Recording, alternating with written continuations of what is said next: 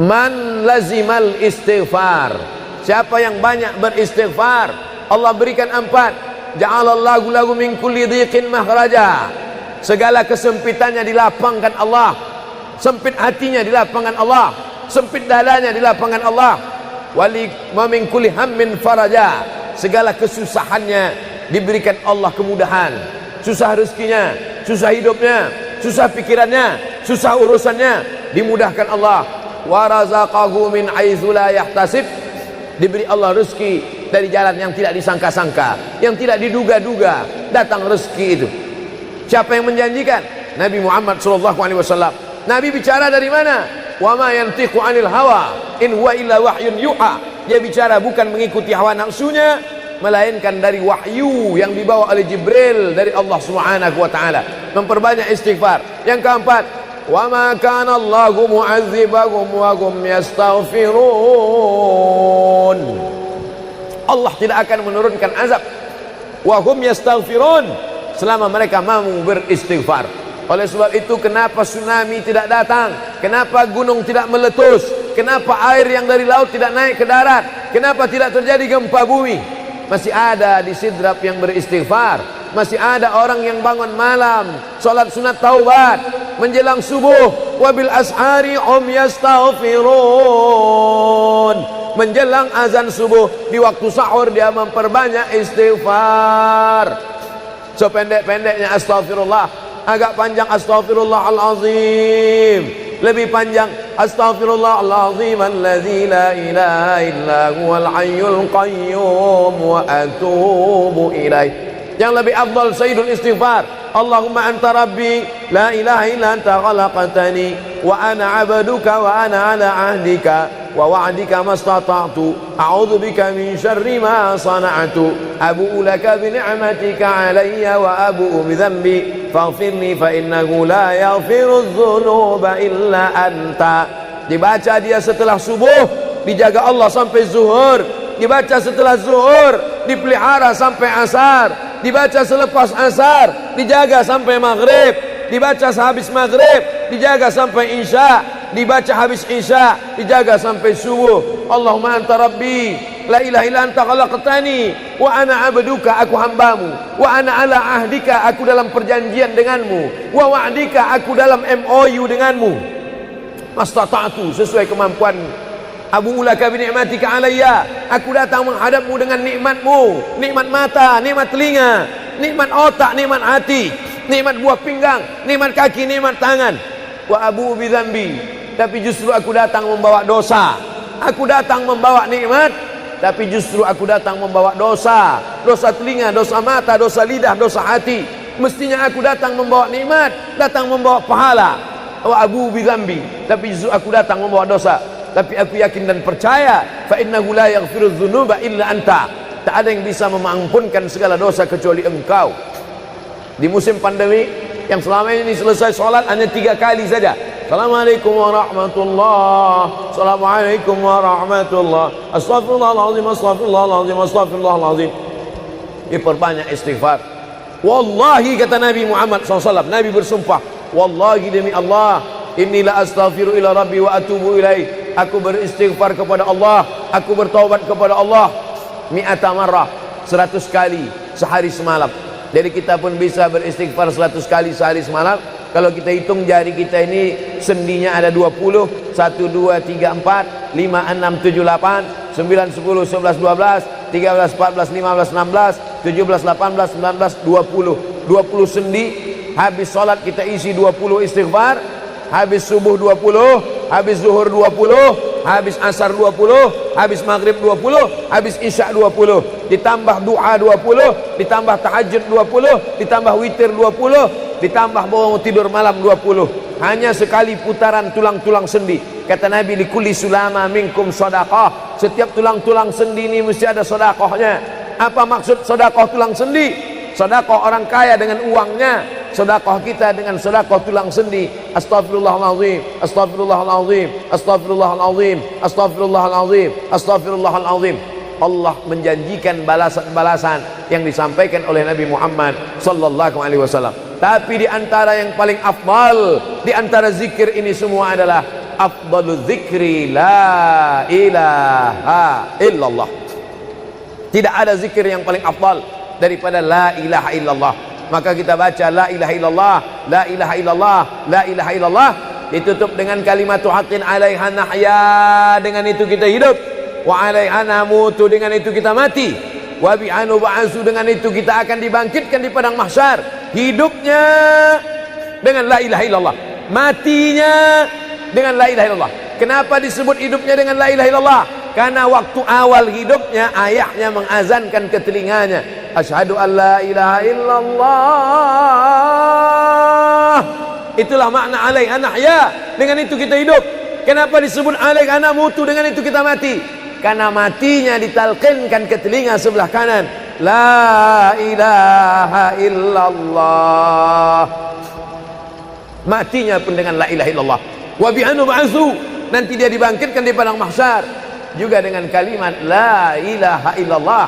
Tapi jangan lupa, orang yang hanya berkata la ilaha illallah tidak diakui Islamnya. Orang yang hanya berkata la ilaha illallah tidak diterima amalnya sebelum dia sepasang dengan Muhammadur Rasulullah. Oleh sebab itu maka solawat, apalagi hari ini hari Jumat, Sayyidul Ayyam, kata Nabi, perbanyaklah solawat pada hari Jumat. Allahumma salli ala Sayyidina Muhammad wa ala ali Sayyidina Muhammad. Allahumma salli ala Sayyidina Muhammad wa ala ali Sayyidina Muhammad. Allahumma salli ala Sayyidina Muhammad wa ala ali Sayyidina Muhammad. Khusus pada hari Jumat. Hari yang lain kita berselawat, tapi pada hari Jumat maka kita perbanyak solawat, solawat, solawat, solawat. Inna salatakum ma'rudatun alayya.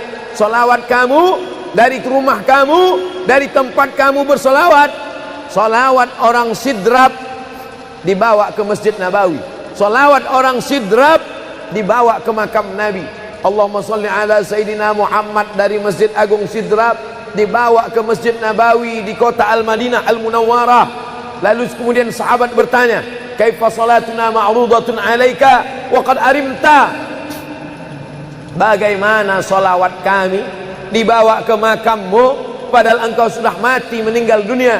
Bukankah orang yang mati itu tidak hidup? Bukankah orang mati itu dimakan cacing tanah? Apa jawab Nabi? Innallaha harramal arda ajsadal anbiya. Allah mengharamkan tanah memakan jasad para nabi. Jadi sahabat Nabi itu rasional. Sahabat Nabi itu berpikir. Sahabat Nabi itu bukan hanya diam. Sahabat Nabi itu bukan hanya nerima saja. Sahabat Nabi itu bertanya, bagaimana mungkin salawat kami bisa dibawa ke makammu padahal kau sudah mati dimakan cacing tanah? Nabi menjawab, innallaha harramal arda ajsadal anbiya. Allah mengharamkan tanah memakan jasad para nabi.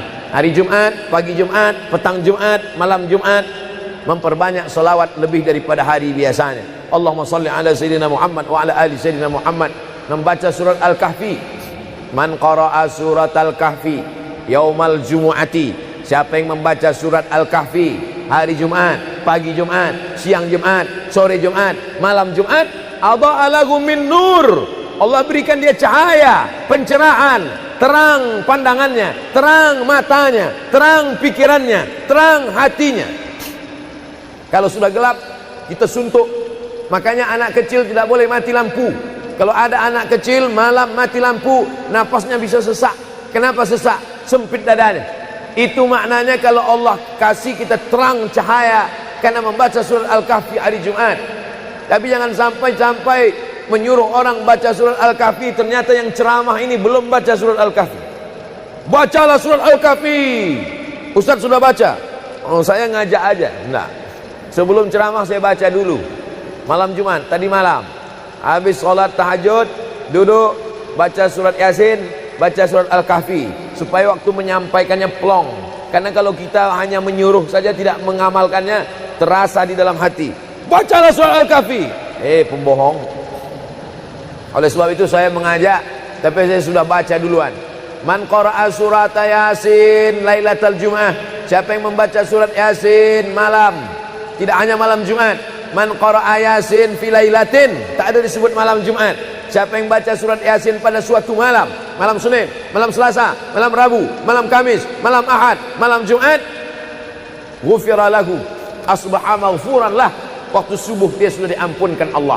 Adapun surat Al-Kahfi tadi malam, malam Jumat, pagi Jumat, siang Jumat, sore Jumat, sampai nanti sebelum matahari tenggelam. Dan dari salat asar sampai matahari tenggelam, waktu mustajab untuk berdoa. Didoakan segala kebaikan-kebaikan. Sayyidul Ayyam, induk dari segala hari. Berapa banyak orang amat sangat ingin hidup di hari ini, tapi meninggal kemarin sore. Berapa banyak amat sangat ingin hidup di bulan ini, tapi sudah didahului oleh ajal, janji kepada Allah Subhanahu wa taala. Jangan ada sedetik pun waktu yang sia-sia, yang kosong hampa tanpa kita isi dengan amal kepada Allah Subhanahu wa taala. Man shalla alayya salatan, siapa yang bersolawat satu kali, sallallahu alaihi biha asyra, Allah balas 10 kebaikan. Huttan anhu asyara sayiat, ditutupi 10 kesalahan. Wa rufi'at lahu asyara darajat, dinaikkan 10 darajat tingkatan kemuliaan. Satu kali salawat 10 dosa diampunkan, 10 kebaikan pahala dituliskan, 10 derajat kemuliaan diangkat, dinaikkan di hadapan Allah Subhanahu wa taala. Oleh sebab itu maka hari ini kita perbanyak selawat, pertemuan selawat, berjumpa dengan orang berselawat. Dan kita memang melakukan tradisi-tradisi itu. Ketika ada orang mau menikah berselawat, anaknya akikah berselawat, acara walimah berselawat, khotib khutbah Jumat kalau tidak berselawat batal Jumatnya. Orang yang sedang sholat kalau dia tidak berselawat, menurut mazhab Syafi'i batal sholatnya. Orang yang berdoa kalau tidak berselawat, doanya tergantung tidak dikabulkan Allah. Majlis kita kalau tidak ada selawat, maka majlis itu berubah menjadi majlis antanajifah, majlis mangkai, majlis busuk, majlis berbau. Oleh sebab itu tidak ada cara lain menolak ini semua adalah dengan cara bersolawat, solawat dan solawat. Itu poin yang ketiga. Poin yang keempat, di antara menjauhkan kita dari bala ini, tolak bala ini adalah shadaqatus sirri tadfa'u mitatassu. Sedekah menolak bala, mati su'ul khatimah. Makanya dulu kita ada istilah sedekah tolak bala. Sedekah menolak musibah, sedekah menolak bencana, sedekah menolak wabah. Oleh sebab itu maka yang selama ini biasa bersedekah kepada anak yatim, biasanya menyambut Ramadan, jangan lagi tunggu bulan Ramadan, datangi rumah anak yatim, makan mereka, sembako beras mereka, masukkan ke dalam karung 10 kilo, gula sekilo, minyak sekilo, susu saset, ikan sarden, masukkan, berikan. Ini dengan niat menolak segala musibah, segala bencana, segala wabah. Orang-orang yang mati itu kalau dia ditanya Allah Subhanahu wa taala, hai mayit, hai orang yang mati, seandainya ku kasih kau hidup lagi, mau apa tidak? Mereka amat sangat ingin hidup. Apa kata mereka? Kami ingin hidup. Laula akhartani ila ajalin qarib, kasihlah kami hidup ya Allah qarib, sebentar, sekejap, semenit, sedetik saja. Kalau aku kasih kau hidup, kau mau apa? Kata Allah. Mereka menjawab, dalam Al-Quran diceritakan, laula akhartani ila ajalin qarib, kalau kau kasih aku hidup walaupun sedetik saja, fa as-saddaqa, aku mau bersedekah ya Allah. Kenapa orang mati itu tidak berkata, kasih aku hidup sedetik saja, aku mau haji dan umrah? Tidak ada. Kasih aku sedetik saja, aku mau pergi berjihad? Tidak. Kasih aku sedetik saja, aku mau sholat sepanjang malam? Tidak. Mereka mengatakan, fa as-saddaqa, aku mau bersedekah. Mengapa orang mati itu kalau dihidupkan mau bersedekah? Dijawab oleh para ulama, karena haji dan umrah balasannya nanti setelah hisab masuk surga. Al-hajjul mabrur, haji yang mabrur, laisa lahu jaza illal jannah, balasannya surga. Tapi sedekah balasannya sudah didapatkan ketika dikubur. Begitu mati masuk kubur langsung dapat balasan sedekah. Itulah makanya kata Nabi, idza matal insan, kalau manusia mati, inqata'a, putus amalnya. Tapi ada yang tak putus, shadaqatun jariyah, sedekah yang mengalir. Belum bangkit dari kubur, belum padang mahsyar, belum hisab, belum timbangan amal, belum meniti titian siratal mustaqim, balasannya sudah nampak. Itu kehebatan sedekah dibandingkan amal yang lain.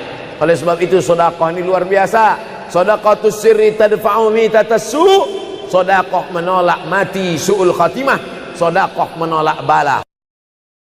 Man lazimal istighfar, siapa yang banyak beristighfar, Allah berikan 4. Ja'alallahu lahu min kulli dhiqin makhraja, segala kesempitannya dilapangkan Allah, sempit hatinya dilapangkan Allah, sempit dadanya dilapangkan Allah.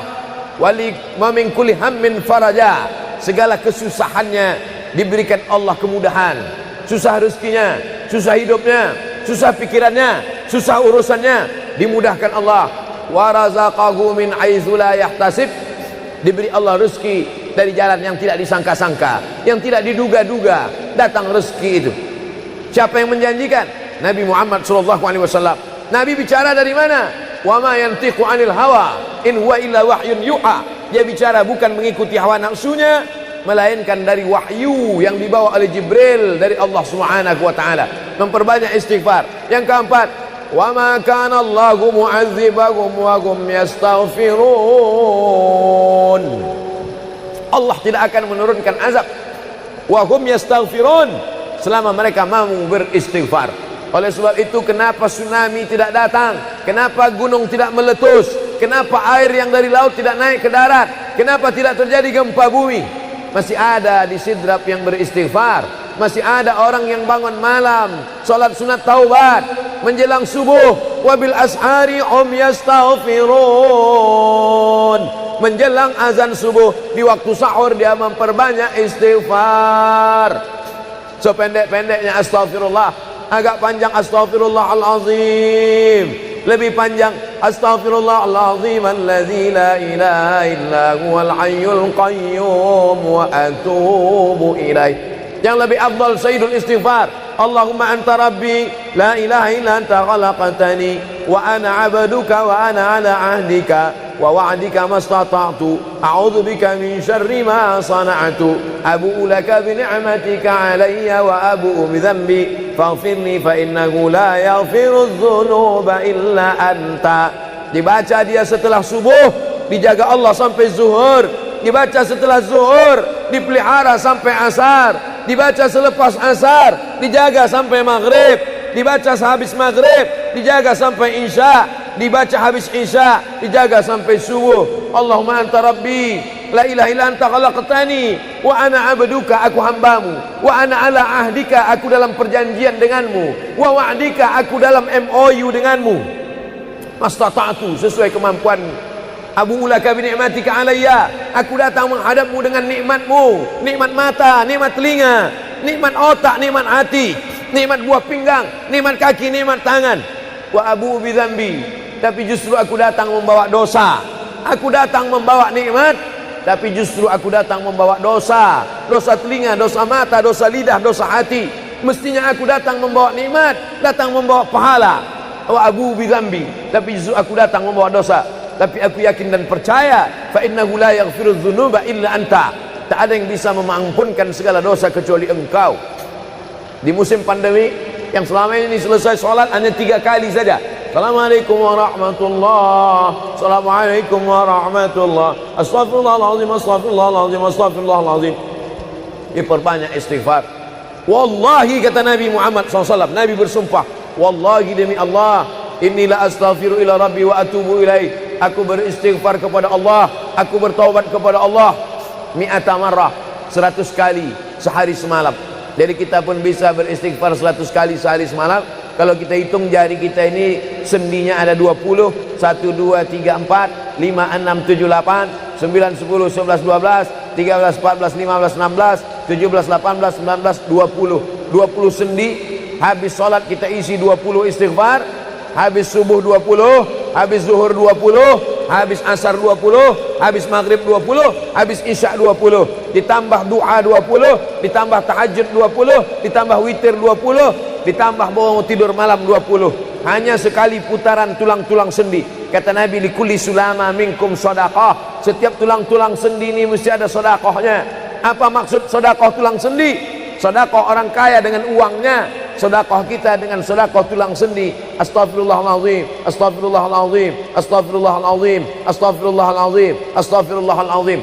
Allah menjanjikan balasan-balasan yang disampaikan oleh Nabi Muhammad sallallahu alaihi wasallam. Tapi di antara yang paling afdal di antara zikir ini semua adalah afdalu dzikri la ilaha illallah.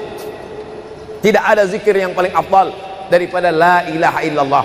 Maka kita baca la ilaha illallah, la ilaha illallah, la ilaha illallah, ditutup dengan kalimat haqqin 'alaiha nahya, dengan itu kita hidup, wa 'alaiha namutu, dengan itu kita mati, wa bi'anu ba'su, dengan itu kita akan dibangkitkan di padang mahsyar. Hidupnya dengan la ilaha illallah, matinya dengan la ilaha illallah. Kenapa disebut hidupnya dengan la ilaha illallah? Karena waktu awal hidupnya ayahnya mengazankan ke telinganya, asyhadu an la ilaha illallah. Itulah makna alaiha nahya, dengan itu kita hidup. Kenapa disebut alaiha namutu, dengan itu kita mati? Karena matinya ditalqinkan ke telinga sebelah kanan, la ilaha illallah. Matinya pun dengan la ilaha illallah. Wa bi'anu ba'su, nanti dia dibangkitkan di padang mahsyar juga dengan kalimat la ilaha illallah.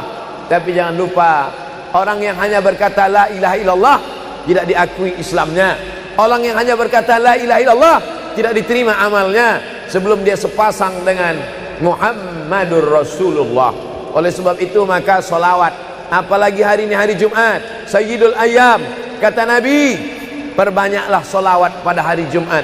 Allahumma salli ala Sayyidina Muhammad wa ala ali Sayyidina Muhammad. Allahumma salli ala Sayyidina Muhammad wa ala ali Sayyidina Muhammad. Allahumma salli ala Sayyidina Muhammad wa ala ali Sayyidina Muhammad. Khusus pada hari Jumat.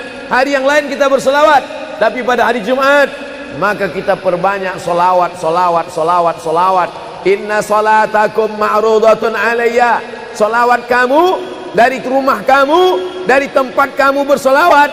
Solawat orang sidrap dibawa ke Masjid Nabawi. Salawat orang sidrap dibawa ke makam Nabi.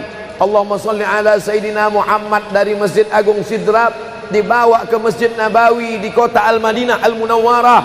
Lalu kemudian sahabat bertanya, kaifa salatuna ma'rudatun alaika wa qad arimta? Bagaimana salawat kami dibawa ke makammu padahal engkau sudah mati, meninggal dunia? Bukankah orang yang mati itu tidak hidup? Bukankah orang mati itu dimakan cacing tanah? Apa jawab Nabi? Innallaha harramal arda ajsadal anbiya. Allah mengharamkan tanah memakan jasad para nabi. Jadi sahabat Nabi itu rasional, sahabat Nabi itu berpikir, sahabat Nabi itu bukan hanya diam, sahabat Nabi itu bukan hanya nerima saja, sahabat Nabi itu bertanya, bagaimana mungkin salawat kami bisa dibawa ke makammu padahal kau sudah mati dimakan cacing tanah? Nabi menjawab, innallaha harramal arda ajsadal anbiya. Allah mengharamkan tanah memakan jasad para nabi. Hari Jumat, pagi Jumat, petang Jumat, malam Jumat, memperbanyak salawat lebih daripada hari biasanya. Allahumma salli ala Sayyidina Muhammad wa ala ali Sayyidina Muhammad. Membaca surat Al-Kahfi.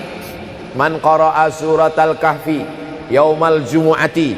Siapa yang membaca surat Al-Kahfi hari Jumat, pagi Jumat, siang Jumat, sore Jumat, malam Jumat, adha'a lahu min nur. Allah berikan dia cahaya, pencerahan, terang pandangannya, terang matanya, terang pikirannya, terang hatinya. Kalau sudah gelap, kita suntuk. Makanya anak kecil tidak boleh mati lampu. Kalau ada anak kecil malam mati lampu, napasnya bisa sesak. Kenapa sesak? Sempit dadanya. Itu maknanya kalau Allah kasih kita terang cahaya karena membaca surat Al-Kahfi hari Jumat. Tapi jangan sampai menyuruh orang baca surat Al-Kahfi, ternyata yang ceramah ini belum baca surat Al-Kahfi. Bacalah surat Al-Kahfi. Ustaz sudah baca. Oh, saya ngajak aja. Enggak. Sebelum ceramah saya baca dulu. Malam Jumat, tadi malam. Habis sholat tahajud, duduk, baca surat Yasin, baca surat Al-Kahfi. Supaya waktu menyampaikannya plong. Karena kalau kita hanya menyuruh saja tidak mengamalkannya, terasa di dalam hati. Bacalah surat Al-Kahfi. Pembohong. Oleh sebab itu saya mengajak, tapi saya sudah baca duluan. Man qara'a surat Yasin lailatal Jum'ah. Siapa yang membaca surat Yasin malam, tidak hanya malam Jumat. Man qara'a Yasin fi lailatin, tak ada disebut malam Jumat. Siapa yang baca surat Yasin pada suatu malam, malam Senin, malam Selasa, malam Rabu, malam Kamis, malam Ahad, malam Jumat, ghufira lahu, asbaha maghfuran lah. Waktu subuh dia sudah diampunkan Allah. Adapun surat Al-Kahfi tadi malam, malam Jumat, pagi Jumat, siang Jumat, sore Jumat, sampai nanti sebelum matahari tenggelam. Dan dari salat asar sampai matahari tenggelam, waktu mustajab untuk berdoa. Didoakan segala kebaikan-kebaikan. Sayyidul ayyam, induk dari segala hari. Berapa banyak orang amat sangat ingin hidup di hari ini, tapi meninggal kemarin sore. Berapa banyak amat sangat ingin hidup di bulan ini, tapi sudah didahului oleh ajal, janji kepada Allah Subhanahu wa taala.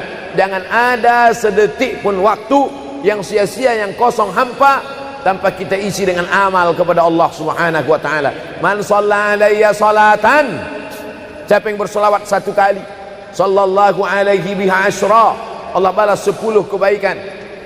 Huttat anhu asyara sayiat, ditutupi 10 kesalahan.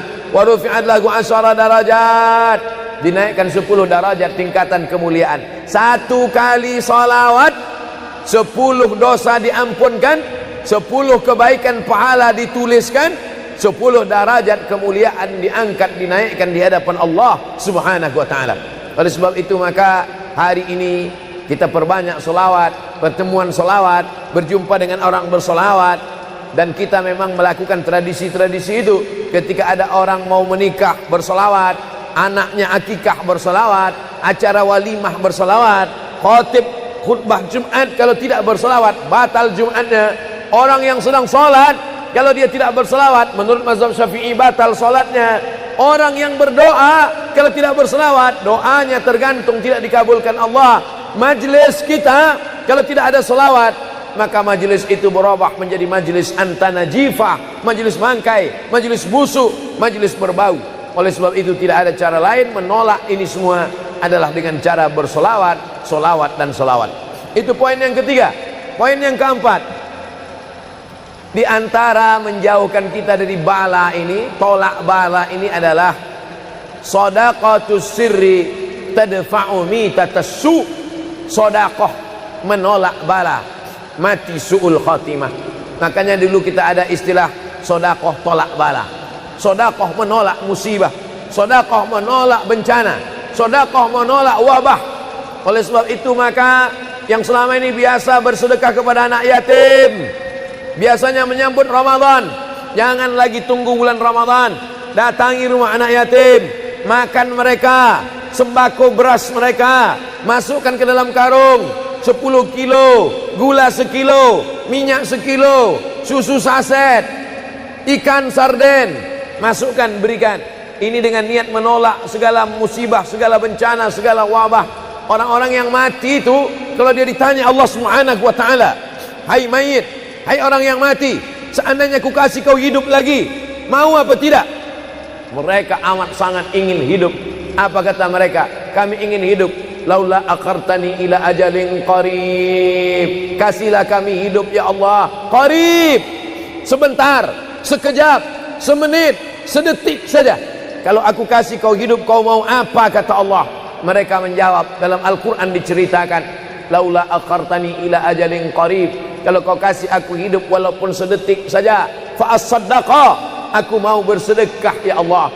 Kenapa orang mati itu tidak berkata, kasih aku hidup sedetik saja, aku mau haji dan umrah? Tidak ada. Kasih aku sedetik saja, aku mau pergi berjihad? Tidak. Kasih aku sedetik saja, aku mau sholat sepanjang malam? Tidak. Mereka mengatakan, fa as-saddaqa, aku mau bersedekah. Mengapa orang mati itu kalau dihidupkan mau bersedekah? Dijawab oleh para ulama, karena haji dan umrah balasannya nanti setelah hisab masuk surga. Al-hajjul mabrur, haji yang mabrur, laisa lahu jaza' illal jannah, balasannya surga. Tapi sedekah balasannya sudah didapatkan ketika dikubur. Begitu mati, masuk kubur, langsung dapat balasan sedekah. Itulah makanya kata Nabi, idza matal insan, kalau manusia mati, inqata'a, putus amalnya. Tapi ada yang tak putus, shadaqatun jariyah, sedekah yang mengalir. Belum bangkit dari kubur, belum padang mahsyar, belum hisab, belum timbangan amal, belum meniti titian siratal mustaqim, balasannya sudah nampak. Itu kehebatan sedekah dibandingkan amal yang lain. Oleh sebab itu sedekah ini luar biasa. Shadaqatus sirri tadfa'u mitatassu, sedekah menolak mati su'ul khatimah, sedekah menolak bala. Alhamdulillah, Allahumma salli ala Sayyidina Muhammad wa ala ali Sayyidina Muhammad.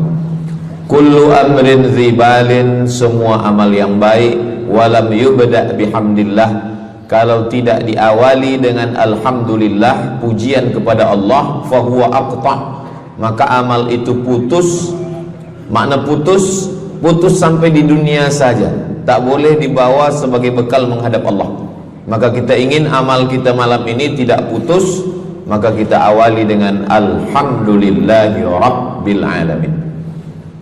Setiap majlis kalau tidak disebut namanya, maka majlis itu anta najifah, majlis yang busuk, majlis bau, majlis bangkai. Maka kita sebut namanya, Allahumma salli ala Sayyidina Muhammad wa ala ali Sayyidina Muhammad. Laisa minna, bukan golongan kami, kata Nabi SAW. Man lam yarham saghirana, sesiapa yang tidak sayang kepada budak anak kecil, walam ya'rif syarafa kabirina, tidak hormat kepada orang tua, maka dia tidak diperakui sebagai umat Nabi Muhammad SAW.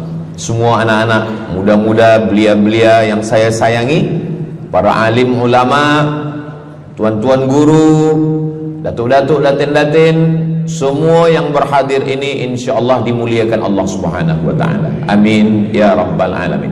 Tajuk kita malam ini 8 keutamaan orang yang bersedekah menurut Al-Qur'an dan sunnah Nabi Muhammad sallallahu alaihi wasallam. Keutamaan yang pertama, kalau orang mati itu ditanya, apakah kamu mau hidup lagi? Maka orang mati itu menjawab, tapi belum ada orang yang mati hidup lagi. Macam mana kita boleh tahu dia menjawab? Sebab diceritakan Allah dalam Al-Quran. Apa kata mereka? A'udzubillahi minasyaitonirrajim. Laula akhartani ila ajalin qarib, kalaulah kami yang sudah mati ini diberi masa lagi, ajal masa, qarib pendek, sikit, kejap. Kalaulah kami boleh dibagi masa hidup lagi walaupun sikit, walaupun kejap, apa yang ingin mereka lakukan? Fa as-saddaqa, kami ingin bersodaqah. Mereka tak ada kata, kalaulah kami boleh hidup lagi, kami ingin jihad, tak ada. Kalau boleh hidup lagi, kami ingin pergi haji, tak ada. Mereka katakan, fa as-saddaqa, kami ingin bersodaqah. Kenapa sodaqah? Kenapa bukan perang? Maka ulama membagi jawaban. Karena kalau haji itu balasannya nanti di surga. Wal hajjul mabrur laisa lahu jazaa'un illal jannah. Haji mabrur balasannya surga nanti selepas hari kiamat. Tapi kalau sedekah, balasan pahalanya diperolehi ketika di alam kubur. Itulah kenapa orang-orang yang mati itu ingin kalau hidup lagi, fa as-saddaqa, mereka ingin bersedekah. Sedekah, hampir semua kata-kata dalam bahasa Arab itu asalnya 3 huruf. Sadaqah. Sadaqah artinya benar. Sadaqallahul azim, maha benar Allah. Sadaqah artinya benar. Kalau memang benar betul iman kita, mana buktinya? Buktinya adalah dengan bersedekah. Itulah kenapa sedekah itu disebut dengan sedekah, tanda iman itu benar.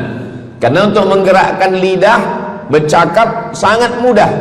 Apa kata pepatah orang Melayu? Lidah tak bertulang, mudah saja menggerakkan. Asyhadu an la ilaha illallah wa asyhadu anna Muhammadar Rasulullah. Kalau memang benar betul cakap, mana buktinya? Buktinya adalah sedekah. Lelaki mengatakan saya cinta kepada kamu, senang saja nak mengatakan cinta, tapi apa bukti, proof, mana memang betul cinta? Maka dia mesti bagikan sedekah. Kalau yang tadi itu sedekah, kalau ini namanya sadaq. Sadaq artinya mahar. Mahar pernikahan lelaki dengan perempuan, aku nikahkan engkau dengan anak saya dengan memberikan cincin emas dan gelang rantai tunai. Itulah dia sadaq, tanda bukti cinta dia kepada seorang perempuan.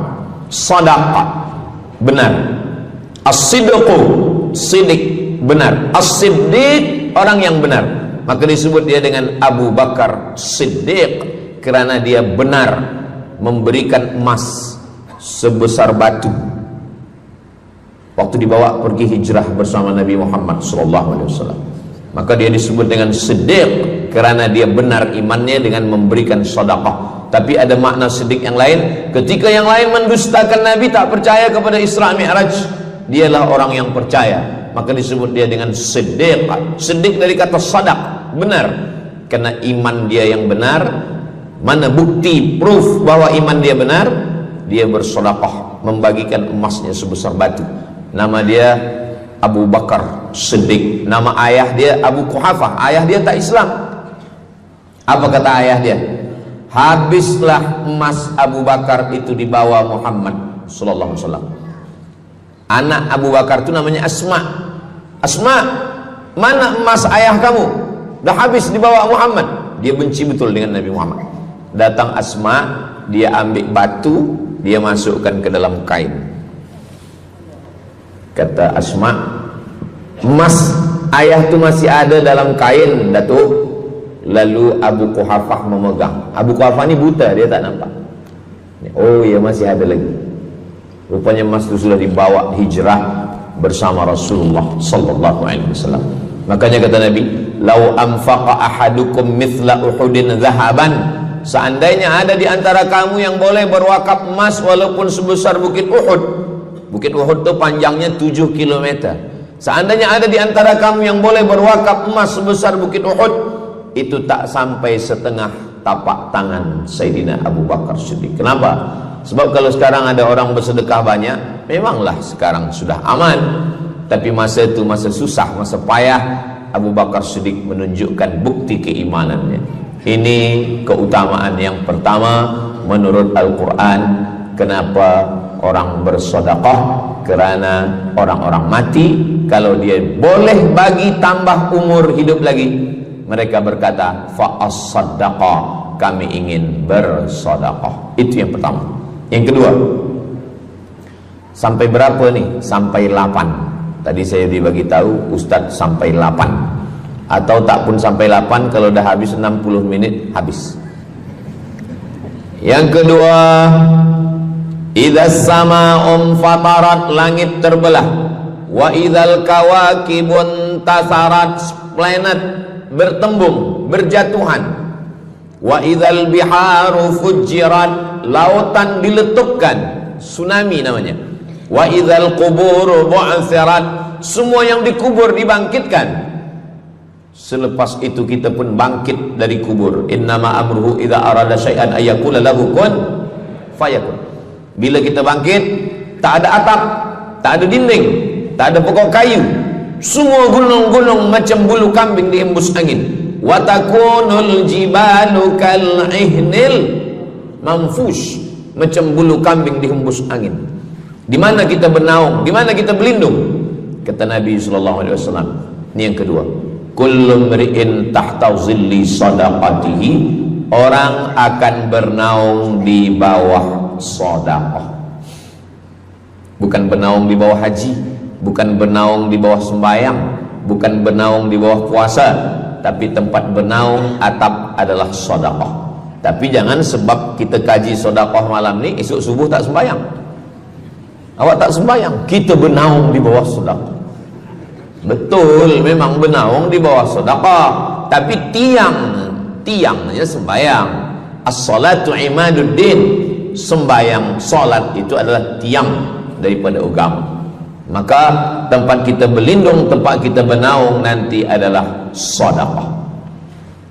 Ada yang tenggelam kerana peluh saking panasnya, ada yang tenggelam kerana peluh sampai ke lutut, ada sampai ke pinggang, ada sampai ke leher, ada yang tenggelam habis. Tapi ada orang yang merasa sejuk, selesa. Kenapa? Kullu mri'in tahta zilli sadaqatihi, orang akan bernaung di bawah sedekah. Orang-orang yang membina masjid,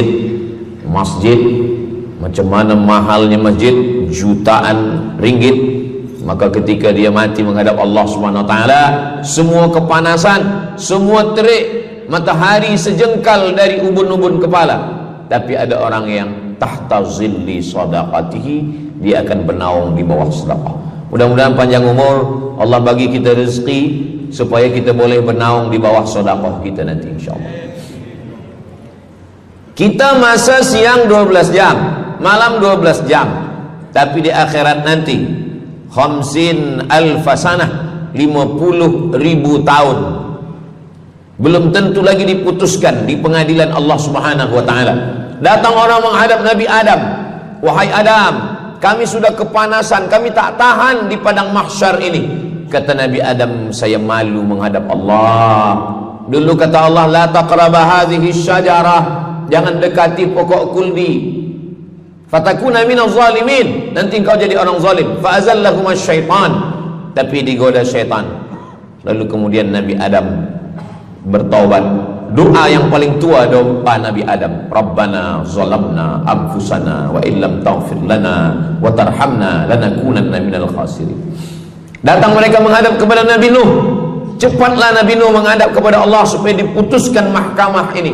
Kata Nabi Nuh, saya malu menghadap Allah. Anak saya Kan'an, masa saya panggil, ya bunayya, wahai anak saya Kan'an, irkam ma'ana, ayo mari naik ke atas perahu sampan ayah. Apa kata Kan'an? Sa'awi ila jabali ya'simuni minal ma, saya naik sampan, saya naik ke atas bukit, saya akan selamat.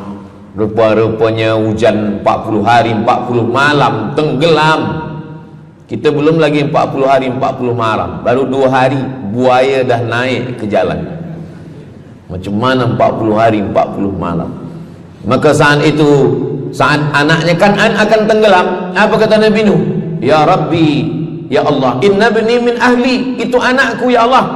Allah marah. Apa kata Allah? Innahu laisa min ahlik, dia bukan anakmu. Innahu amalun ghairu salih, karena amal dia tak baik. Nabi Nuh malu menghadap Allah. Datang mereka kepada Nabi Musa alaihissalam. Kata Nabi Musa, saya pun malu menghadap Allah kerana perbuatan Bani Israel, umat saya jahat. Mereka datang menghadap Nabi Isa. Kata Nabi Isa, saya malu menghadap Allah kerana mereka menyembah saya selepas saya meninggalkan mereka. Pada akhirnya mereka datang menghadap Sayyidina wa Maulana wa Syafi'ina Muhammad sallallahu alaihi wasallam. Hanya Nabi Muhammad lah yang berani menghadap Allah. Sebab apa? Sebab dia umatnya. Maka walaupun kita umat yang paling kecil, umur paling pendek, badan paling tidak bertenaga, tapi kita adalah umat yang pertama nanti yang akan diputuskan perkara, dan kita adalah umat yang pertama akan masuk ke dalam surga Allah Subhanahu wa ta'ala. Maka banyak mereka yang ingin menjadi umat Nabi Muhammad. Bahkan Nabi Musa pun ingin menjadi umat Nabi Muhammad sallallahu alaihi wasallam. Masa Umar bin Khattab datang membawa lembaran-lembaran Taurat, Nabi berkata, apa itu wahai Musa? Taurat. Nabi Muhammad SAW memanggil, mari Taurat. Lalu Nabi Muhammad mengkoyak. Apa kata Nabi? Lau kana Musa hayyan ma wasa'ahu illa iyattabi'ani. Kalaulah Musa masih hidup, dia pasti akan ikut saya. Dan itu betul pada peristiwa Isra dan Mi'raj. Nabi jadi imam, Nabi Musa jadi makmum, Nabi Isa jadi makmum, Nabi Ibrahim jadi makmum, semua nabi-nabi jadi makmum. Imamnya adalah Sayyidina wa Maulana Muhammad sallallahu alaihi wasallam. Jadi keutamaan yang kedua, kita bernaung di bawah sedekah. Yang ketiga, sadaqatus sirri tutfi'u ghadabar rabbi kama yatfa'ul ma'an nar. Sedekah memadamkan api neraka seperti air yang memadamkan api. Kita kalau nampak api, mudah-mudahan kita selamat daripada terbakar, amin. Lalu kemudian datang api, kita padamkan dengan air. Lalu kemudian macam mana memadamkan api neraka? Air sebanyak apa yang boleh memadamkan? Maka kata Nabi SAW, keutamaan yang ketiga adalah sadaqatus sirri tutfi'u ghadabar rabbi, sedekah memadamkan api neraka. Jadi kalau kita dulu banyak silap, banyak salah, banyak dosa. Kullu bani Adam, semua manusia ini khata'un, semua pernah salah, pernah mabuk, pernah berzina, pernah minum khamar, pernah berjudi. Kalaupun dia tidak buat dosa yang zahir, pernah hasad, pernah dengki, busuk hati. Maka ketika itu macam mana memadamkan murka Allah dengan istighfar, memadamkan dengan sembahyang, solat, sunat, taubat? Ada satu cara lagi. Dengan cara apa? Memadamkannya dengan sedekah. Tudfi'u ghadabar rabbi, memadamkan murka marah Allah Subhanahu wa taala, padam dengan sedekah. Tapi tentu saja sedekah yang ikhlas kerana Allah Subhanahu wa taala. Datang seorang yang sudah banyak dosa menghadap Nabi, menghadap pendeta Yahudi. Wahai pendeta Yahudi, saya ini banyak salah, banyak dosa. Saya sudah membunuh 99 orang. Apakah mungkin Tuhan mengampunkan dosa saya? Kata pendeta Yahudi, Tuhan tidak mengampuni dosa kamu kerana kamu sudah membunuh. Dia cabut pisau dia. Kalau begitu, kamulah yang ke-100. Dia dah bunuh 99. Itu maka saya takut juga kalau datang orang, Ustaz Somad, apakah Allah mengampuni dosa saya? Apa dosa kamu? Membunuh orang. Ayo Allah ampunkan dosa. Faqtulu anfusakum, bunuhlah diri kamu. Surat Al-Baqarah. Bunuhlah diri kamu. Fataba alaikum, Allah menerima taubat kamu dengan membunuh diri. Sebab Bani Israel minta ampun kepada Allah bukan dengan istighfar, minta ampun kepada Allah bukan dengan sembahyang taubat. Bani Israel kalau dia minta ampun kepada Allah dulu zaman Nabi Musa, dia ambil pedang, dia ambil parang panjang, dia cari orang yang sama-sama berdosa. Saya ada dosa, saya cari tuan-tuan yang ada dosa. Tuan ada dosa? Ada. Kita nak bertaubat? Ya, ayo kita. Nanti kita sama-sama cincang. Nanti tuan cincang saya cincang tuan. Kita sama-sama mati, baru Allah ampunkan dosa. Faqtulu anfusakum, bunuhlah diri kamu. Fataba alaikum, Allah menerima taubat kamu.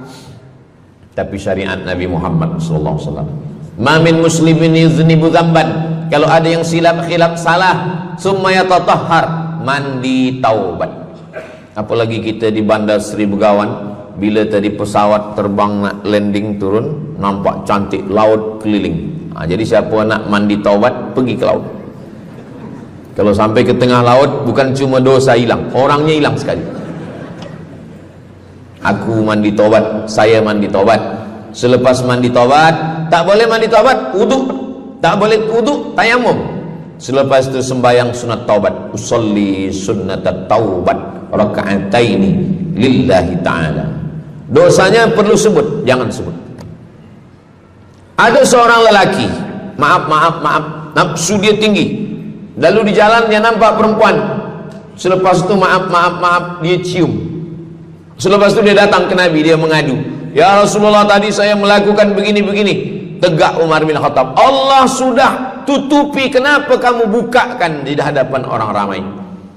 Allah mengampuni manusia kecuali al-mujahirun. Al-mujahirun menampakkan dosanya dan bangga dengan dosanya. Ini orang akhir zaman ni sekarang banyak mujahirun. Dia mabuk, dia live streaming.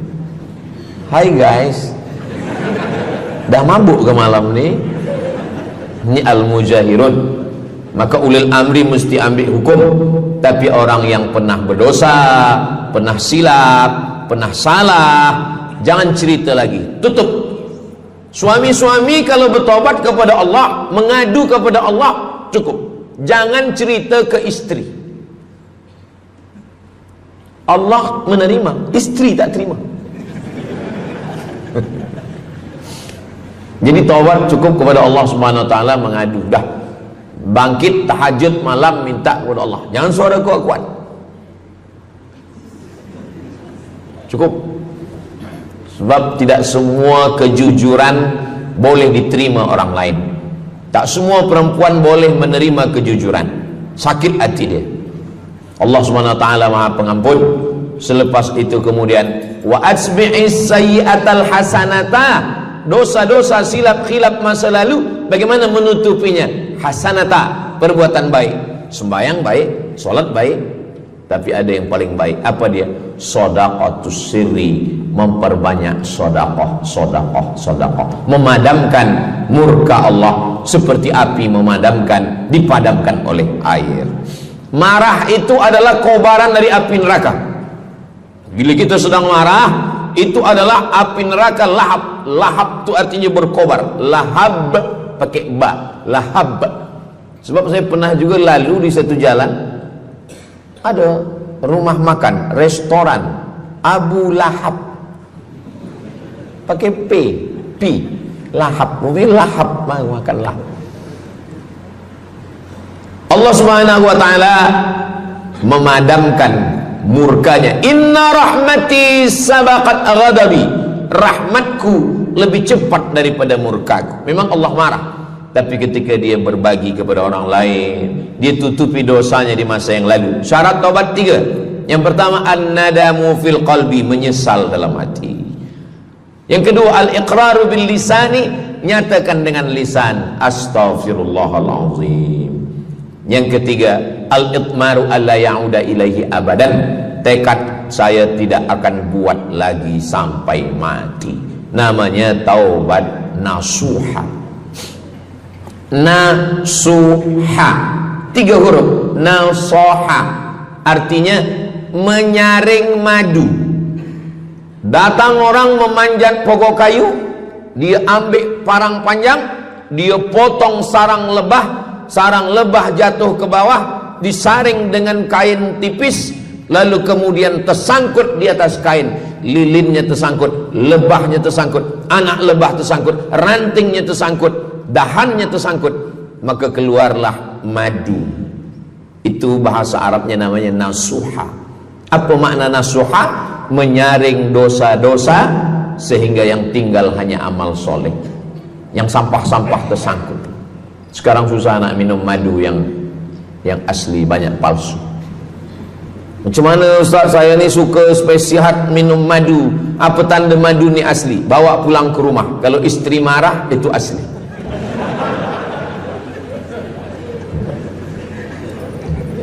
Yang keempat, ini jangan diingat, lupakan.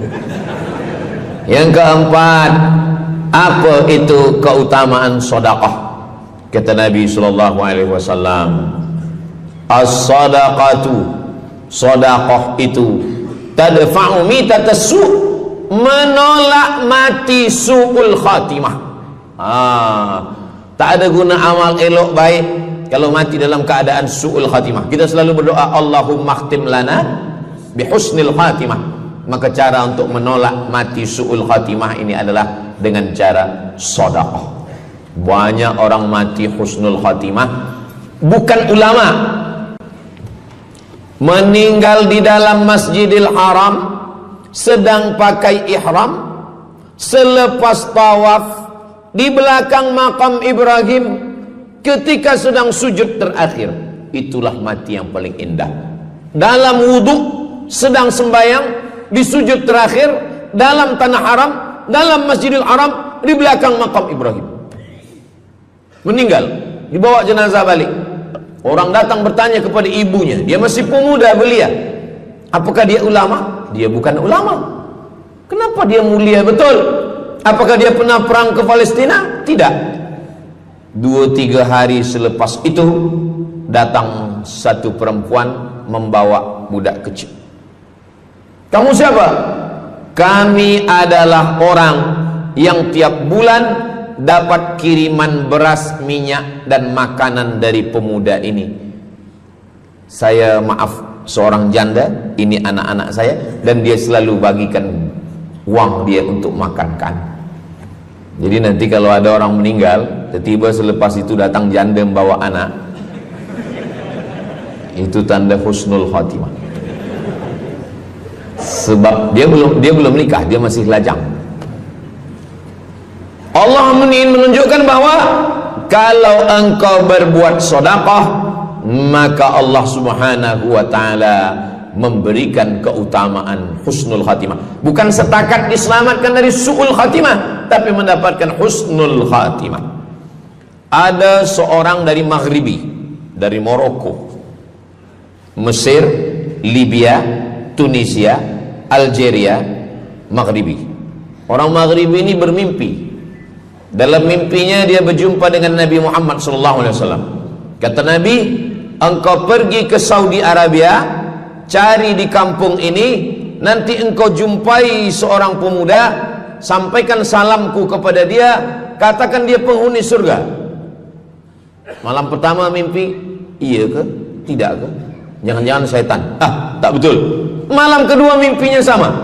Engkau pergi ke Saudi Arabia, datangi kampung ini, jumpai seorang pemuda namanya si fulan, bagi tahu ke dia, salamku untuk dia, sampaikan kepada dia bahwa dia penghuni surga. Nah, 2 kali. Ini udah agak kuat. Tunggu 3 kali, sampai 3 malam mimpinya sama. Akhirnya orang Maghrib ini terbang dari Casablanca sampai ke Jeddah. Dari Jeddah dia cari kampung yang disebut dalam mimpi. Sampai itu dia cari pemuda. Adakah di kampung ini seorang pemuda namanya si fulan? Betul. Dia tengok, biasa saja. Bukan ulama, bukan macam Musa Abdul Somad. Tak mungkin mimpi salah 3 kali betul-betul. Lalu disampaikan kepada dia, fulan, saya 3 malam bermimpi Rasul SAW menyampaikan salam kepada engkau. Assalamualaikum. Kata Nabi, engkau adalah penghuni surga. Dia pun terkejut.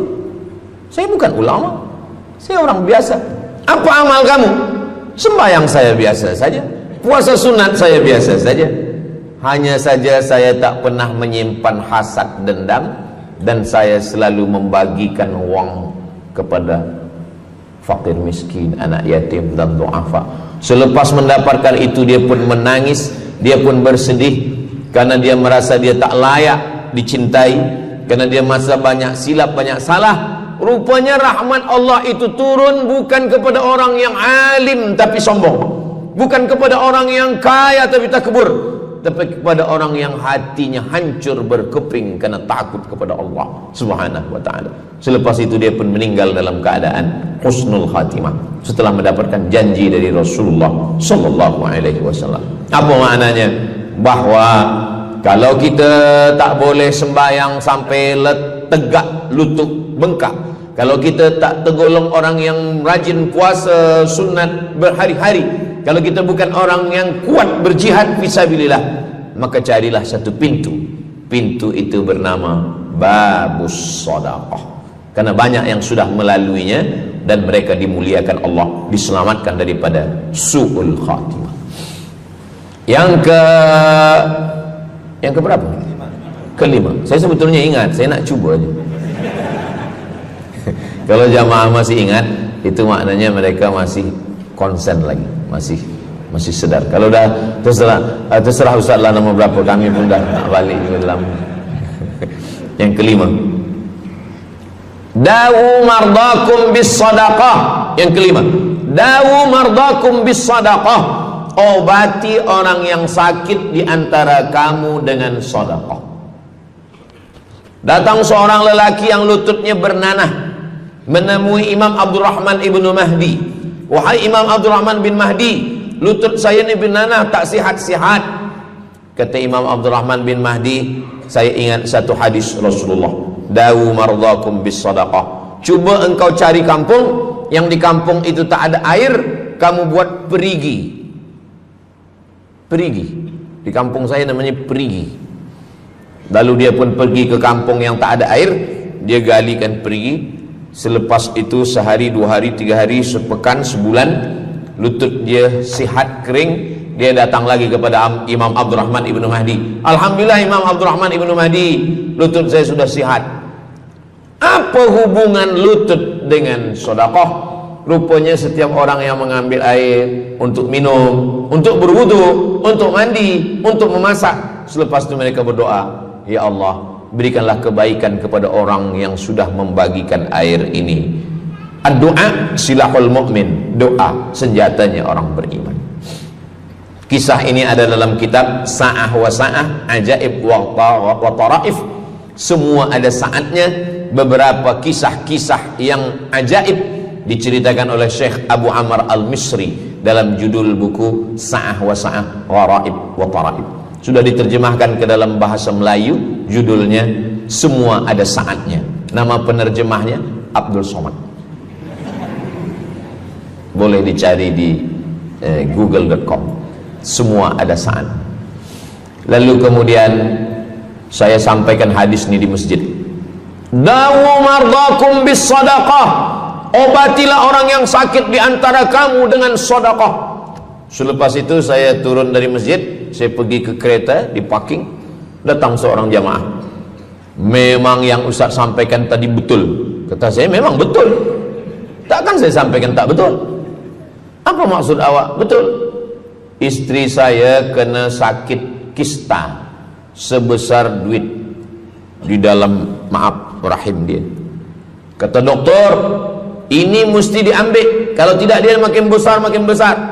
Tapi kalau diambil, dicabut, operate, nanti akan, maaf cakap, tercabut rahim sekali. Dan kalau rahim tercabut, maka nanti tidak boleh mengandung. Mendengar itu istrinya menangis. Suaminya tersenyum. Yang senyum budak kecil pula. Lalu kemudian rupanya istri dia tahu tentang hadis Nabi. Dawu mardakum bis sadaqah. Obatilah orang yang sakit dengan bersedekah. Maka dia pun bersedekah, bersedekah, bersedekah, bersedekah. Selepas itu mereka pergi lagi medical check up ke hospital. Sampai di hospital dicek USG, rupanya kista itu makin kecil, kecil, kecil, kecil dan hilang. Doktor tu pula bertanya balik, awak makan apa? Saya makan nasi, kata dia. Minum apa? Minum teh tarik. Saya amalkan hadis Nabi Muhammad SAW, dawu mardakum bis sadaqah. Kata doktor, awak tak perlu operate dan ini tidak perlu dibelah dan rahim awak masih boleh mengandung. Istrinya tersenyum, lakinya pula menangis. Begitulah Allah Subhanahu wa taala. Syekh Abu Amr Al-Misri bercerita tentang seorang perempuan di Saudi Arabia. Dia pergi ke Amerika. Kata doktor di Amerika, kamu sudah balik ke rumah, makan kenyang, tidur lelap. Nanti kalau puan-tuan pergi hospital, lalu dokter bercakap, balik ke rumah, makan kenyang, tidur lelap. Itu maknanya malaikat maut dah dekat. Tak ada obat. Maka dia pun balik ke Saudi Arabia, dia ambil harta dia, dia sedekah, dia sedekah, dia sedekah, dia sisa dia bagikan baki sikit untuk ahli waris. Selepas itu last kali dia pergi lagi ke Amerika, last medical check up. Apa kata doktor di Amerika? Kami sudah cek, kamu sihat wal afiat. Banyak sekali orang-orang yang diberikan Allah Subhanahu wa taala keutamaan dengan sedekah, mukjizat bahwa Nabi SAW sudah meninggal dunia, tapi mukjizatnya masih ada sampai akhir zaman ini. Di antaranya adalah dawu mardakum bis sadaqah, obatilah orang yang sakit di antara kamu dengan bersedekah. Yang ketujuh, yatsba'ul mayyita salasun, yang mengiringi mayat orang mati ke liang lahat ada tiga. Yang pertama mal, bahasa Arabnya mal, orang kita menyebut mall, harta. Yang mengiringi manusia ke liang lahat, yang pertama maluhu, harta. Yang kedua ahluhu, istri, anak, menantu, kawan, jiran, sahabat. Yarji'usnani, yang dua ni balik ke rumah, anak balik, istri balik, kereta balik, semua balik. Wa yabqa wahidun, yang kekal hanya satu. Apa dia? Yang kekal hanya satu, itulah dia sedekatuh. Sedekah lah yang kekal. Itulah kenapa orang-orang meninggal dunia. Kita di atas dunia ini, kata Nabi, baina sittin wa sab'in. Kita hidup di atas dunia ini antara sittin, 60, sab'in, 70. 60, 70, 60, 70. Kalau umur 30, ada berjumpa jamaah umur 30 yang dia soal, dah berbini ke? Bini? Belum. Oh. Awak dah menikah? Belum. Apa belum nikah lagi? Kejap lagi Ramadan. Takkan jaga subuh? Macam mana nak sembahyang? Macam mana nak sahur? 30. Bila 40, soalan sudah berubah. Saya ni diabetes, saya ni kolesterol, saya ni. Bila masuk 50, dah mula tanya, saya ni rabun, tak nampak lagi. Bini pun kadang tak nampak. Bini orang nampak. Bila 60, mendengar tazkirah Ustaz Somad, kunci satu, jangan tersinggung. Ada beberapa jamaah tersinggung, balik meninggal. Bukan kerana tersinggung, memang ajal dah sampai. Jadi, Ustaz umur berapa? Saya lahir 18 hari bulan Mei 1977. Umur rasa 27. Umur ini bukan masalah angka, tapi masalah rasa. Semua yang hadir uban. Semua yang hadir banyak uban. Semua yang hadir malam ini muda. Mana muda lagi Ustaz? Kami dah tua. Ini bukan orang tua. Ini orang tua yang terjebak di tubuh pemuda. Ini semua pemuda-pemuda. Siapapun yang sembahyang ke masjid, siapapun yang berjamaah, maka dia muda. Siapapun yang tidur di rumah tak sembahyang, dia sudah tua. Lautan kan kuseberangi, gunung kan kudaki, masjid kulalui. Ini orang tua semua. Jadi tua dan muda itu bukan masalah usia, bukan masalah umur, tapi masalah perasaan kita. Saya kalau ditanya orang, umur Ustaz berapa? Qamariyah apa Syamsiah? Muharram Safar apa Januari Februari? Jadi masalah umur ini insyaallah kita semua dibagi Allah kesihatan. Amin ya rabbal alamin. Yang sakit-sakit diangkat Allah penyakitnya. Amin. Jadi kata Nabi SAW, semuanya tinggal, wa yabqa wahidun, yang tinggal hanya satu, wa amaluhu, di antara amal adalah sedekah. Itu yang ketujuh. Nabi meninggal umur 63 tahun. Abu Bakar Siddiq 63 tahun. Imam Syafi'i lahir 150, meninggal 204. Imam Syafi'i lahir di Gaza, Palestina. Semoga Allah menolong saudara kita di Palestina. Imam Syafi'i lahir di Palestina, di Gaza 150 Hijrah. Meninggal di Fustat, Kahirah, Mesir 204. Imam Syafi'i umurnya hanya 54 tahun. 50 muda. Tapi Imam Syafi'i berada di alam barzah 204, sekarang sudah 1447, 1447 tahun. Apa maknanya? Berarti Imam Syafi'i di alam kubur sudah 1200 tahun. Soalan, lebih lama di atas tanah atau di dalam tanah? Lebih lama di alam barzah. Di alam rahim 9 bulan 10 hari. Di alam dunia 63 tahun. Kalau sampai di alam kubur menunggu hari kiamat. Imam Syafi'i sudah 1200 tahun.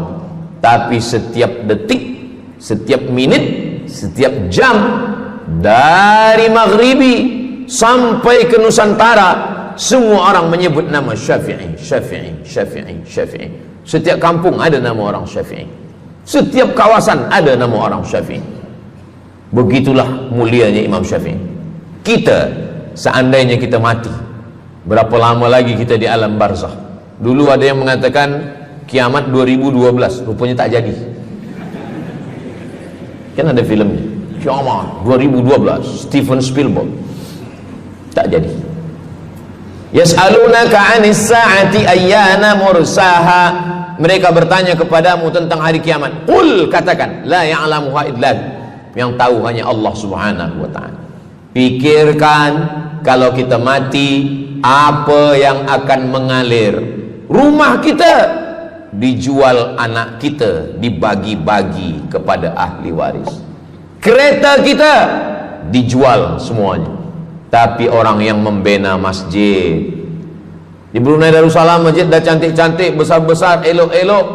Tadi kami cerita tentang Muslim yang ada di Kamboja, yang ada di Vietnam, yang ada di Myanmar, kesusahan, kepayahan, yang ada di Palestin. Itu kalau kita tolong, mengalir sampai hari kiamat. Kita fikirkan apa yang akan mengalir selepas kita mati menghadap Allah Subhanahu wa ta'ala. Di antara yang pasti mengalir, anak belum tentu. Waktu kita hidup dia soleh, selepas kita mati dia stres. Na'udzubillah. Mudah-mudahan anak-anak kita semua anak-anak yang soleh-soleh. Tapi yang pasti adalah sedekah. Maka kita siapkan sedekah menolong agama Allah Subhanahu wa ta'ala. Yang ke-8, kata Nabi SAW, idza matal insan, hadisnya ada dalam Sahih Muslim. Idza matal insan, ada orang yang membaca hadis ini idza mata ibnu Adam. Idza mata ibnu Adam itu tarjamah, bukan bunyi teks. Bunyi teksnya idza matal insan, kalau manusia mati, inqata'a, putus. Tapi banyak yang salah faham tentang hadis nih. Kamu malam ni tak ada buat kenduri orang mati, tak ada baca doa, tak ada baca yasin, tak ada baca tahlil. Idza matal ibnu Adam, kalau manusia sudah mati, putus. Jangan kirim-kirim doa lagi. Banyaklah soalan ke saya, Ustaz Abdul Somad, ya, macam mana kalau orang sudah mati tak ada anak, lalu siapa yang mendoakan dia? Kata saya, yang mendoakan dia saya. Allahumma ighfir lahu warhamhu wa'afihi wa'fu anhu. Siapa yang akan bacakan Al-Fatihah untuk dia? Saya akan bacakan Al-Fatihah. Saya tengok muka dia macam ragu. Dia tak percaya Fatihah ini sampai. Siapa yang tak percaya Fatihah sampai, saya tak marah. Sebab ni masalah yang ghaib. Siapa yang tak percaya Yasin itu sampai, siapa yang tak percaya Fatihah itu sampai, saya tak marah. Bagi saja nama semua, lengkap dengan bin. Nanti bila mati saya kirim. Bila tak sampai, cepat-cepat bagi tahu. Idza matal insan, kalau manusia mati, inqata'a amaluhu, yang putus tu amal dia, amal yang mati itu.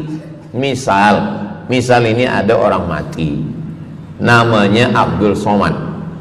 Jika saya sebut nama lain tersinggung pula. Ada orang mati namanya Abdul Somad. Idza matal insan, kalau Abdul Somad ni mati, inqata'a amaluhu, maka yang putus tu amal dia. Amal Abdul Somad ni yang putus. Amal orang Brunei untuk Abdul Somad putus atau tak putus? Tidak putus. Datang berita, mereka tengok di Instagram Abdul Somad, Ustadz Abdul Somad Official. Bagi yang belum follow, cepat follow. Dapat berita, Ustadz Somad sudah meninggal. Orang Bandar Seri Begawan, semua orang Brunei mengirimkan Al-Fatihah, mereka sholat ghaib. Sampai apa tak sampai? Sampai. Jadi makna yang putus itu apa maknanya? Amal dia putus. Amal orang mati ini putus. Amal orang hidup kepada yang mati tak putus. Saya bilang sekali lagi, yang putus itu amal orang mati. Amal orang mati putus. Apa maksud amal orang mati putus? Kepada muslimin muslimat, sila datang ke masjid yang akan membagi tazkirah almarhum Abdul Somad. Itu mana? Putus. Mana boleh tazkirah lagi? Orang mati itu amalnya putus, tapi amal orang hidup untuk orang mati tidak putus. Kalau memang putus, kenapa ada amalnya yang tak putus? Ada amal dia yang tak putus. Ini Abdul Somad mati dia, amal dia semuanya putus, tapi ada amal dia yang tak putus. Pertama, shadaqatun jariyah. Sedekah itu kan amal dia, tak putus. Sedekah dia bina masjid dia, sedekah dia tahfiz Quran. Budak-budak tahfiz Quran itu menghafal Quran, jadi tuan guru, punya murid, punya pondok, maka tak putus. Amal dia tapi tak putus. Yang kedua, ilmun yuntafa'u bih, mengajar dia, diamalkan orang, tak putus. Waladun solihun, anak soleh. Anak soleh itu maksudnya, anak soleh itu kan amal dia. Nah, itu yang banyak orang yang tak paham. Macam mana amal soleh, macam mana amal soleh itu amal kita? Macam mana anak soleh itu amal kita? Kalau istri, mohon maaf, kalau istri awak cuma awak tengok saja, apakah mungkin dia hamil? Nah, itu dah payah betul dah menjelaskan. Maknanya anak kita itu amal kita. Maka kalau kita mati, dia tetap mengalir. Bukan berarti doa orang lain tak sampai. Ini banyak orang salah faham. Selepas orang meninggal, tak usah baca doa lagi, tak usah Allah maafir lahu lagi, tak usah baca Yasin lagi, tak sampai. Maksud putus itu amal orang mati itu putus. Kalaulah putus amal orang hidup kepada orang mati, tak ada salat jenazah. Nanti kalau ada orang mengatakan, tak usah baca doa, kita udah putus semua. Nanti bila dia mati, jangan sembahyangkan.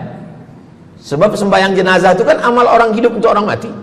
Allahu Akbar, Allahumma alhamd, Allahu Akbar, Al-Fatihah, Allahu Akbar, salawat, Allahu Akbar, Allahumma fir lahu warhamhu wa'afihi wa'fu anhu, Allahu Akbar, Allahumma la tahrimna ajrahu wa la taftina ba'dahu wa waghfir lana wa lahu wa li ikhwanina alladhina sabaquna bil iman wa la taj'al fi qulubina ghillan lil ladzina amanu rabbana innaka ra'ufur rahim. Empat itu sampai, Al-Fatihah sampai, doa sampai, Al-Fatihah sampai, solawat sampai, doa takbir 3 sampai, doa takbir 4 pun sampai. Itu maknanya amal orang hidup sampai, tapi amal orang mati putus. Apakah orang mati itu tetap beramal? Orang mati tetap beramal, tapi katanya putus. Yang putus itu amal wajib. Sholat wajib, tak wajib lagi. Puasa wajib, tak wajib lagi. Adapun amal yang tak wajib, makanya kalau ada suami yang tak mau amal wajib, suruhlah dia mati. Mana dalil ustadz bahwa orang mati tetap beramal? Waktu Nabi Muhammad SAW Isra Mi'raj, Nabi Isra Mi'raj, Nabi tengok Nabi Musa sholat di dalam kuburnya. Padahal Nabi Musa sudah meninggal. Itu menunjukkan orang meninggal pun beribadah, tapi ibadah dia tidak wajib lagi. Waktu sampai di Masjidil Aqsa, Nabi Ibrahim sholat, Nabi Musa sholat, Nabi-Nabi sholat, padahal mereka sudah meninggal dunia. Itu menunjukkan bahwa orang mati beribadah, tapi ibadahnya tidak wajib. Yang kita wajib ini hanya dari akil baligh sampai kita mati. Siapa yang wajib sembahyang? Akil baligh. Siapa yang wajib puasa? Akil baligh. Siapa yang wajib haji? Akil baligh mampu. Ada orang akil, ada orang baligh tapi tak akil.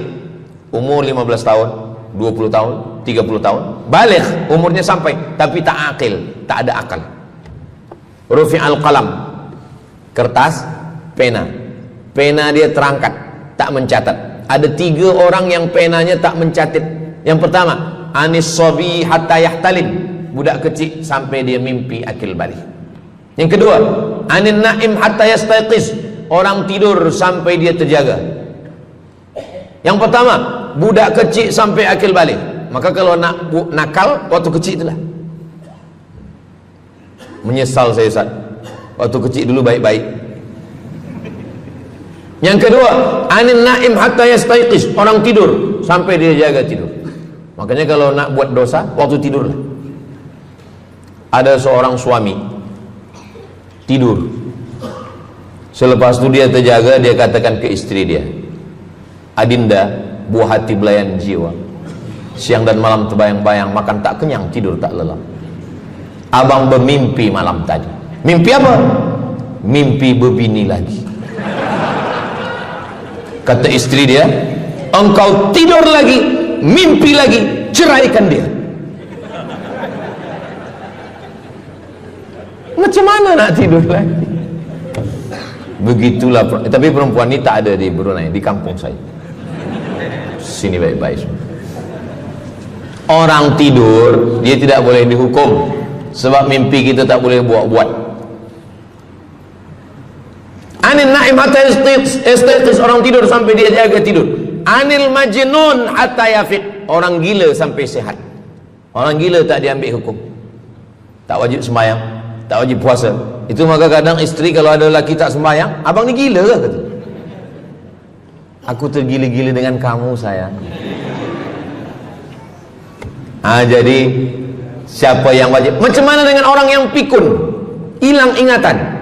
Hilang ingatan bila dari mula zuhur azan sampai waktu asar habis, ingatan dia hilang, maka dia tak wajib sembahyang. Tapi bila dia ingat sekejap, dia wajib lagi.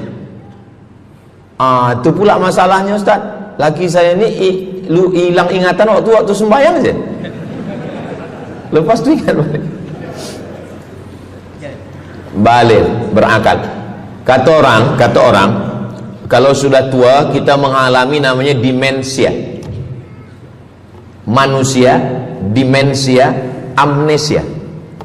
Amnesia tak ingat apa-apa, semua lupa.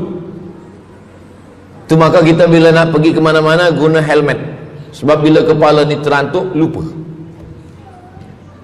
Ada kawan saya, dia hafaz Quran 30 juz, ceramah tazkirah ke mana-mana, bawa kereta jatuh.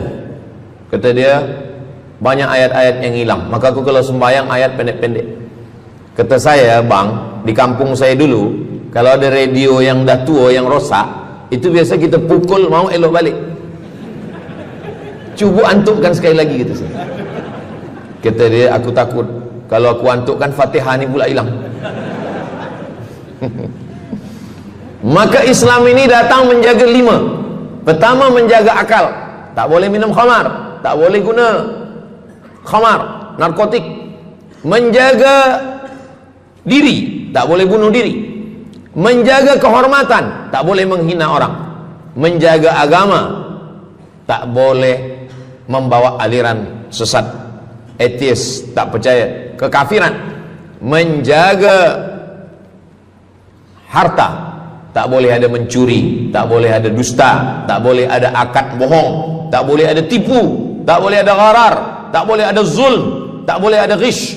Man ghasyana falaysa minna. Siapa yang menipu kami, maka dia bukan golongan kami. Jadi berdasarkan 8 keutamaan ini, kalau ingat 8-8-nya alhamdulillah. Tak ingat 8, ingat 7, ingat 6, ingat 5, ingat 4, ingat 3, ingat 2, ingat 1. Satu pun tak ingat, innalillah. Tapi insyaAllah kita boleh ingat semua. Sebab apa? Sebab tazkirah malam ini direkodkan. Nanti boleh ditonton ulang di channel Ustaz Abdul Somad Official. Jangan lupa subscribe, like, share, and comment.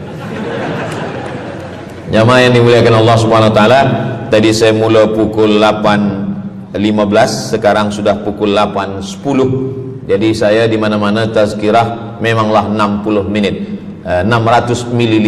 Tapi rupanya botolnya kecil. Jadi sebenarnya setengah jam pun cukup. Jadi dari 8 tadi itu semua membagi kita semangat.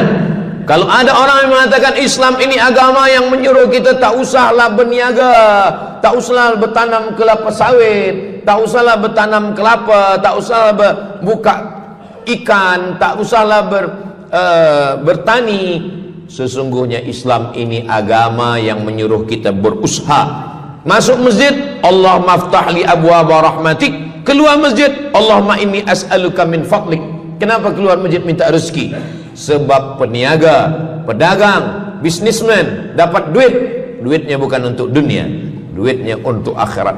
Jadi kalau ada orang mengatakan kereta tak dibawa mati, siapa kata kereta tak dibawa mati? Kereta boleh dibawa mati.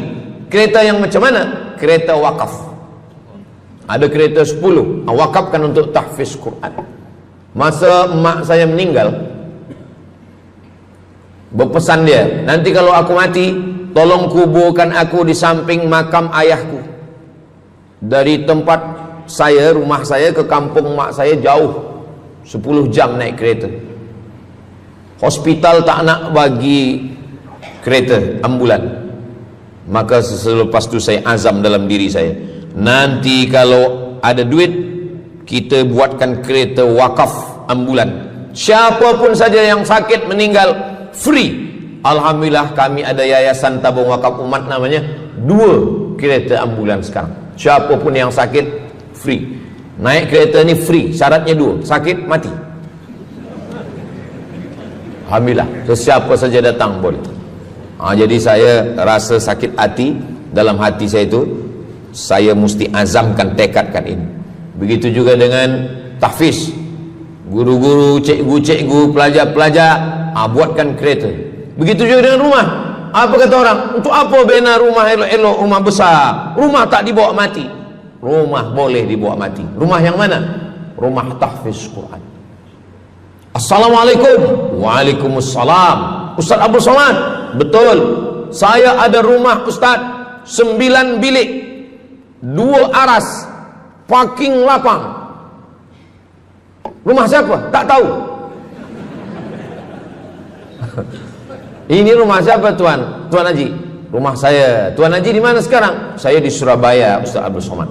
Rupanya dia dulu kerja kilang minyak di Riau, Sumatera. Lepas pencen dia balik ke Jawa. Jadi rumah ni saya nak wakafkan. Wakafkan sekarang kami buat rumah tahfiz Quran. Pagi, petang, siang, malam orang hafaz Quran. Ini rumah boleh. Jadi kalau ada orang mengatakan tak usahlah cari harta banyak-banyak, harta tak dibawa mati. Harta dibawa mati dengan syarat diwakafkan, diinfakkan, disedekahkan. Yang paling tinggi zakat wajib. Di bawah zakat wakaf. Wakaf mesti ada 4. Orang yang berwakaf, orang yang menerima wakaf, harta yang diwakafkan, ada ijab dan qabul. Di bawah wakaf infak. Di bawah infak baru sedekah. Kenapa infak lebih tinggi daripada sedekah? Sebab infak adalah harta, sedangkan sedekah tak harta pun sedekah. Senyum itu sedekah. Makanya yang kalau ada box di depan masjid, box di tepi jalan, itu yang tepat ditulis box infak, jangan box sedekah. Sebab kalau box sedekah nanti orang senyum aja.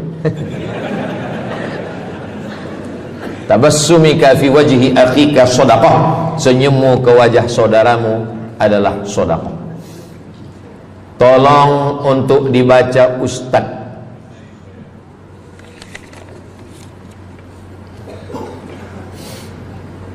Seorang hamba yang ketika jahiliyah pernah mengambil hak orang dengan mengambil persen daripada uang infak. Setelah dia menyadari akan salahnya, dia bertaubat dan ingin mengembalikan hak tersebut. Masalahnya dia tidak mengetahui berapa dan ke siapa dibalikkan. Kalau kita termakan terpakai duit yang kita tak tahu entah punya siapa, cuba ingat-ingat. Memang kalau masalah ini kadang kita lupa memang. Coba ingat tahun berapa. Sebab duit RM1 tahun 80 dengan 2025 tak sama nilainya, sebab ada inflasi ekonomi. Jadi coba ingat, tengok dengan harga emas. Tahun 80 berapa 1 gram emas? Tahun 2025 berapa? Maka dihitungnya ke emas, bukan ke dolar, tapi kepada emas. Nah, selepas kita dapat harga emas, lalu kita balikkan. Misalkan tahun 80 100 ringgit itu 1, 2, 3 gram. Maka yang sekarang kita tidak balikkan 100 ringgit, tapi kita balikkan sekarang 2025 dengan 3 gram emas. Berapa harga 3 gram emas? Lepas itu kita balikkan. Kalau kita tak tahu orangnya di mana, anak cucunya, ahli warisnya tak tahu, maka kita serahkan kepada masalih ammah. Masalih ammah artinya kepentingan umum. Pendidikan tahfiz Quran, sekolah, tempat anak yatim, tempat duafa fakir miskin, ke masjid, boleh. Tapi kalau kita bawa duit haram, duit tak jelas, kita serahkan saja. Datang, Tuan Guru bagi dah. Jangan sebut pula, Tuan Guru ni ada beberapa duit haram saya nak bagi ni. Serahkan. Begitu juga dengan orang yang menyimpan uang di bank yang bukan Islamic bank. Syukran, jazakumullah khair. Lalu kemudian dia duduk di negeri yang tak Islam, lalu kemudian dia letakkan di bank yang tak Islamik. Maka duit ini ada ada fawaid, ada bunganya. Riba haram. Kalau dia simpan di rumah dia takut hilang. Duit ini tak boleh dia makan, tak boleh dia belikan ke pakaian, tak boleh dia bagikan ke orang lain, maka dia serahkan kepada masalih ammah. Begitu kata Syekh Yusuf Al-Qardawi dalam kitab judulnya Fatawa Mu'asirah, fatwa-fatwa kontemporer, fatwa modern. Jadi masalih ammah, kepentingan umum, bukan untuk diri sendiri. Orang terhalang doanya sebab 3. Mat'amuhu haram, makanannya haram. Mashrabuhu haram, minumannya haram. Malbasuhu haram, pakaiannya haram. Wadhiya bil haram, dibagi makan haram. Jadi kalau kita selamatkan, insyaallah Allah pun menyelamatkan kita semua. Mudah-mudahan Allah bagi kita, anak cucu kita rezeki supaya kita boleh mengamalkan pintu sedekah ini. Salah satu pintu surga ada namanya babus sedekah. Alhamdulillah, demikian ceramah untuk hari ini. Semoga ilmu yang disampaikan menjadi manfaat dan keberkahan untuk kita semua. Mohon maaf bila ada kekurangan. Wassalamualaikum warahmatullahi wabarakatuh.